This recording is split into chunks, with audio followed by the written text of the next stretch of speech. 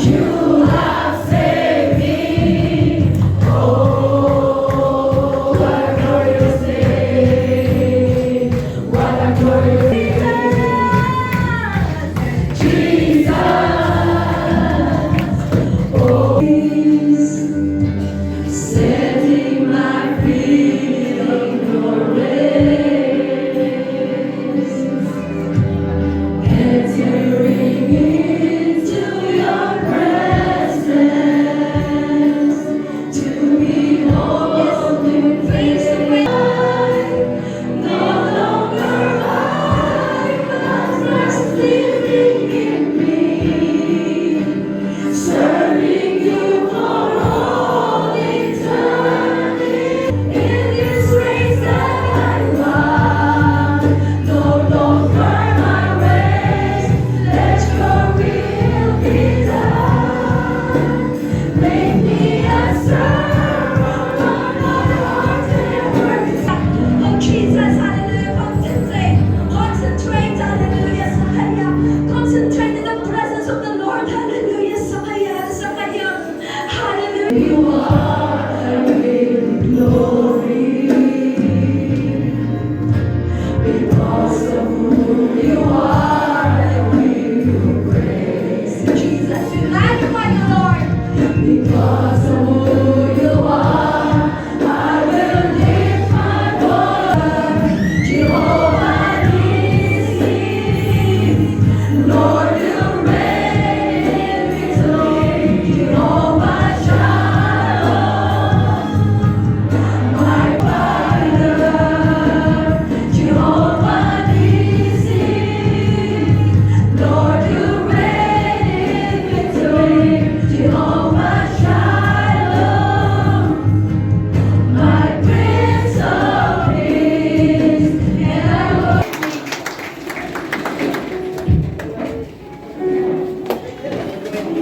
Spiritual maturity is self-image Christ-likeness.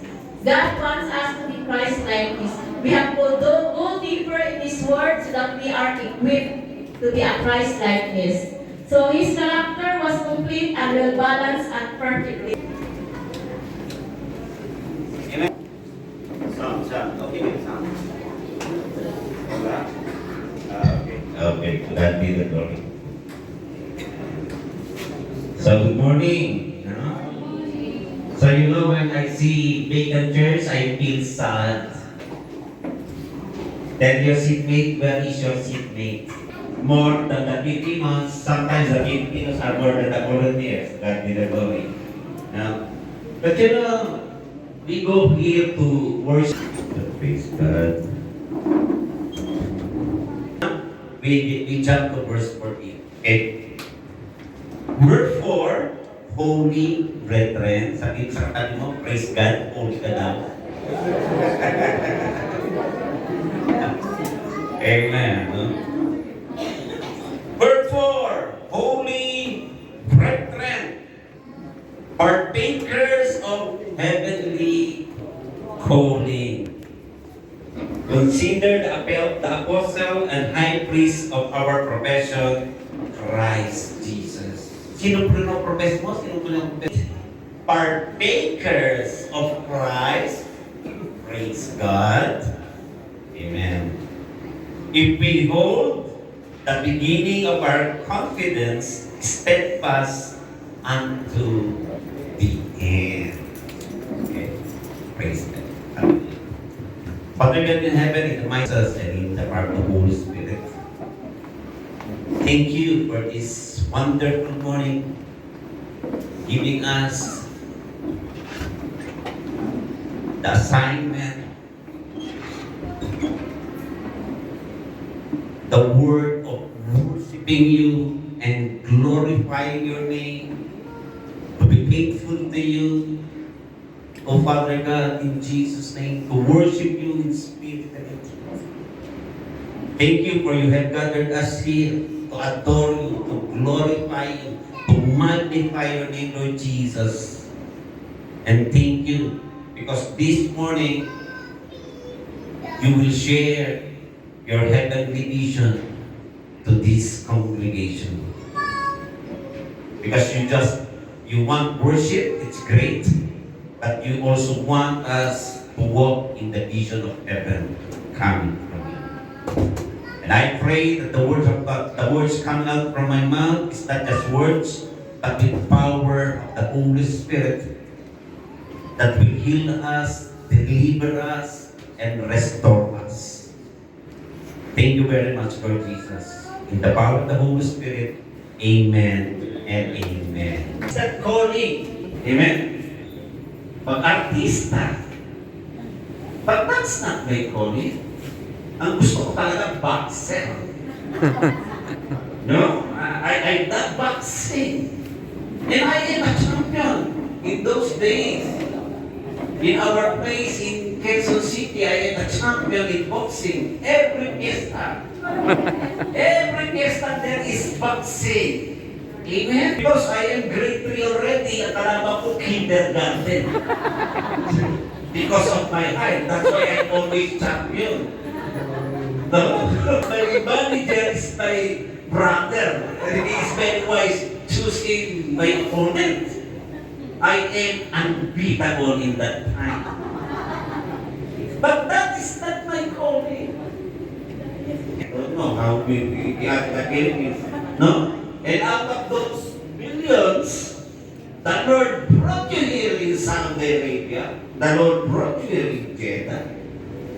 And out of these millions still, OFWs, the Lord has chosen you to be here in this church. Because you have a heavenly calling. Amen. Then, congratulations. You have a heavenly calling. Huh?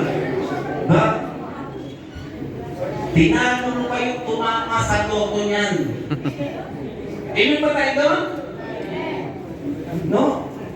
Those who win in the lotto, in anything, an heavenly vision, because you are partakers of heavenly calling, then you have to be obedient of the heavenly vision. Just like Paul, when he encountered Jesus. Amen? In chapter 9, he encountered Jesus. And in chapter 26, he is in the court and explaining the vision. He is telling the story about the vision. Amen? In Acts 26, and I will deliver you. And I am sending you to the nations. Why? In verse 18. To open their eyes. I believe you are here already because your eyes are already open. Amen? And to turn them from darkness to light. Only two things. If you are in the light, then you are in the darkness. If you are in the darkness, then you are in the light. Those who are in the darkness, raise your hand. Tell your seatmate, Amini. Oh, now, I therefore conclude, you are all in the light already.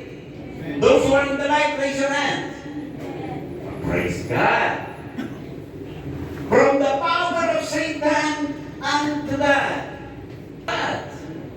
If you are not under the influence of Satan, praise God, you are under the influence of God. So dalawa lang yan, walang neutral. Amen ba tayo doon? Amen. Do you agree with God? Amen. Okay. That they may receive forgiveness of sins and inheritance. To God be the glory. Amen. It is written, co-heirs of Christ. No?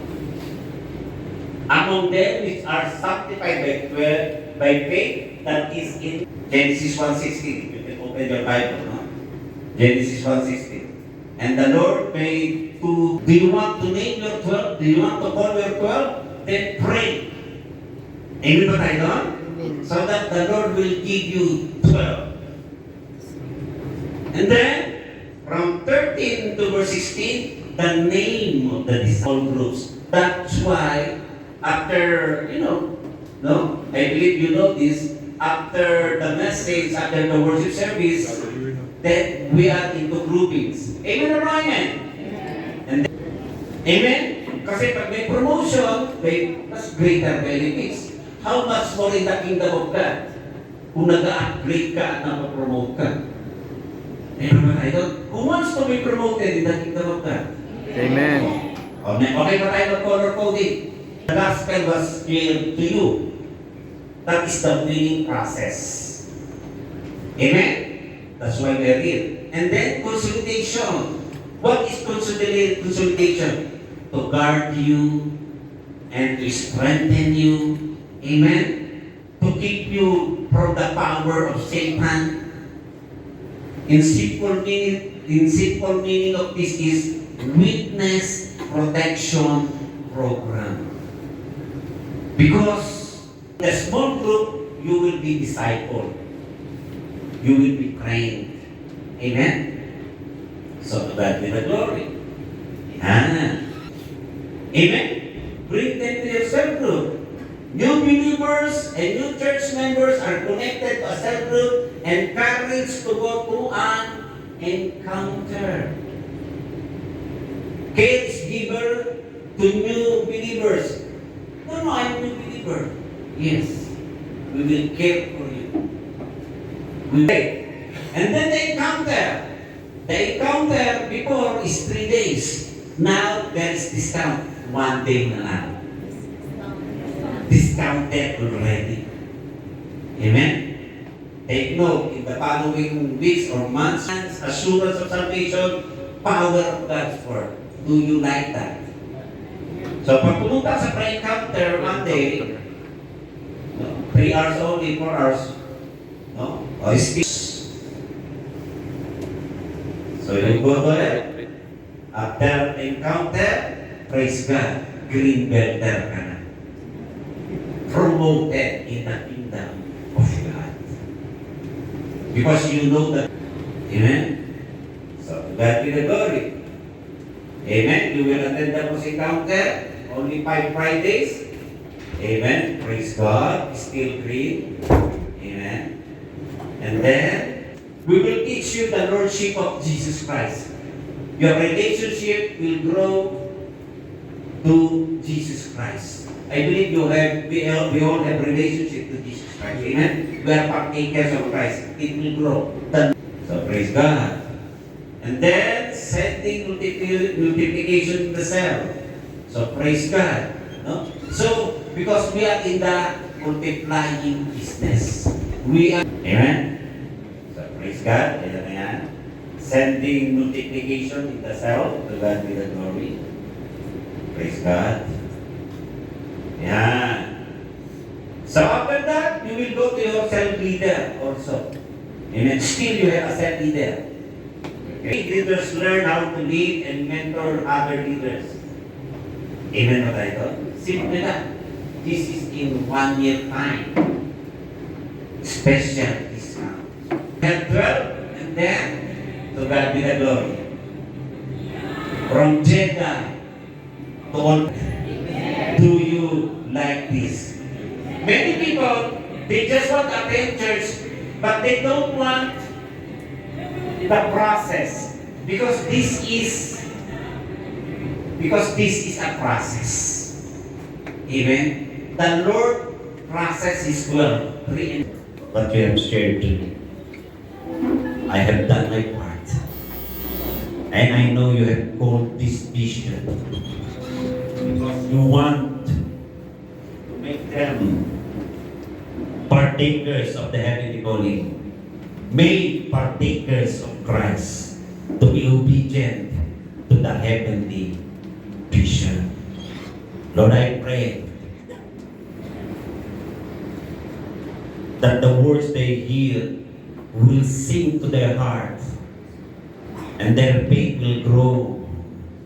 And I pray that the Holy Spirit will encourage them, will motivate them to be partakers of your calling, Lord Jesus.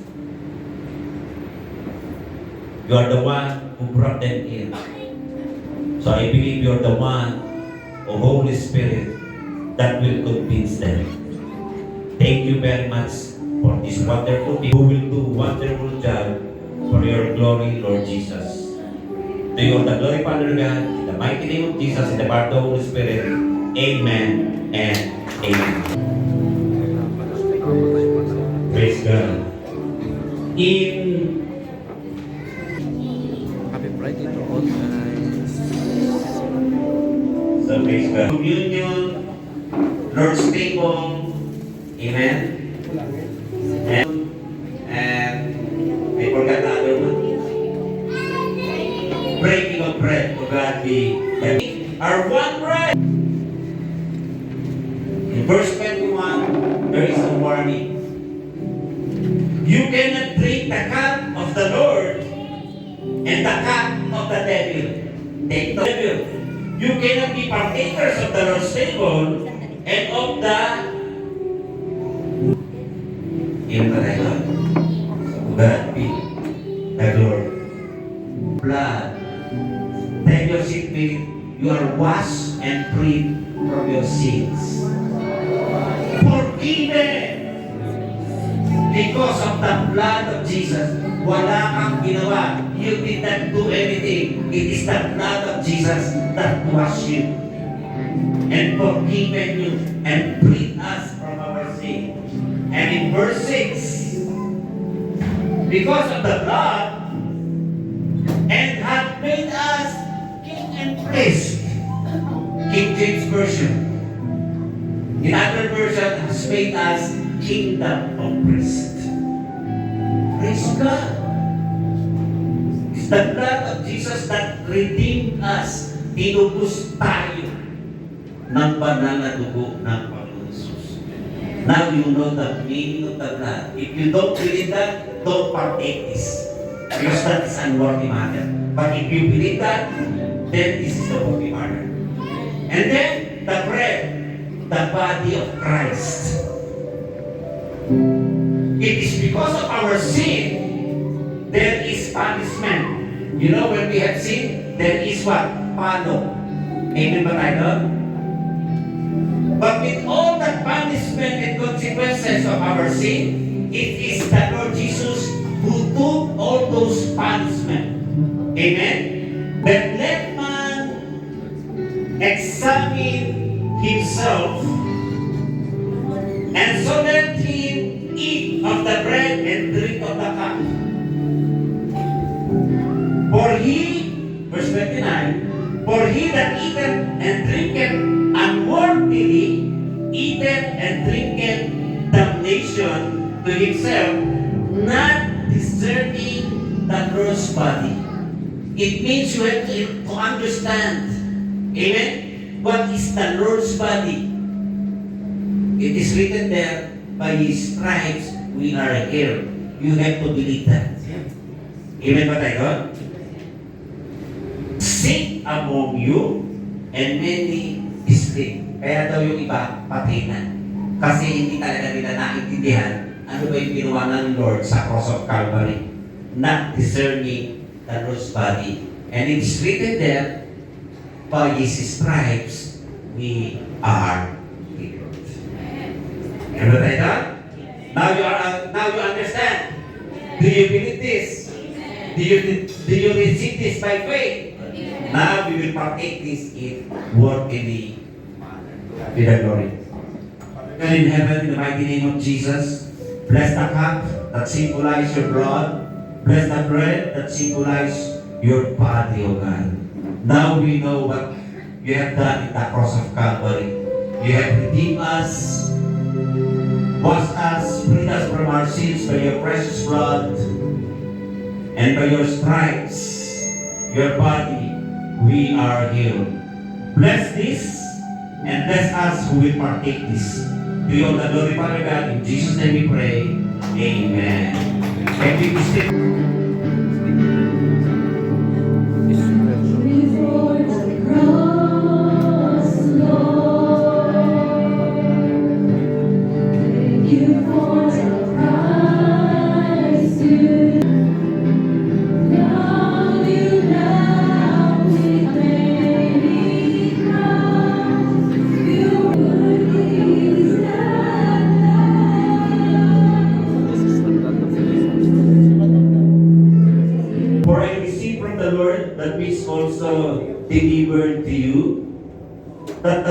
Jesus, on the same night in which he was betrayed, took bread, and when he had given thanks, he broke it and said, "Take, eat. This is my body, which is broken for you. Do this in remembrance of me." Sabay-sabay po.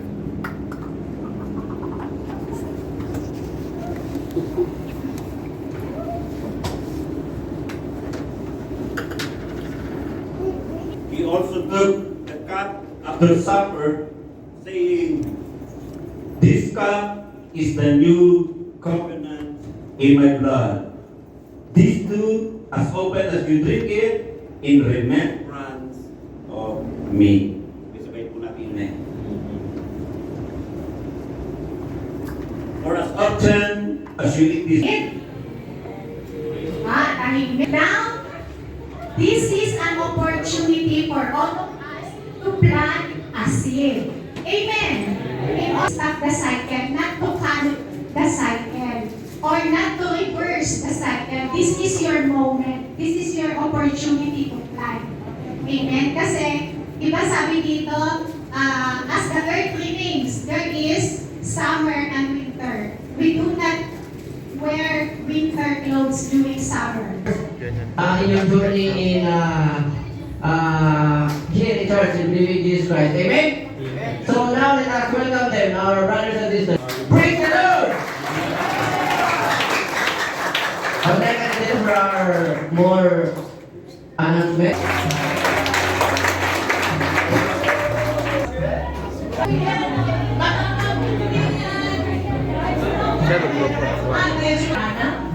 'The Domino Pastor Noel. Okay, and at this moment, may I ask you, William, to read their heartfelt letters. Of encouragement at all times you have never seen to get well. Sunday we have read all from the Filipinos and from Vincent. And just to be fair, okay, I see the Vincent. I appreciate you. Thank you for being such a reliable and supportive family. My services to the Lord is easy because God gives you the transform a lot. Thank you for support, care, guidance, and love, and whatever I do in the future. Ayan po yung pagkain na. Marami. Water. Ayan yung pagkain. Wow!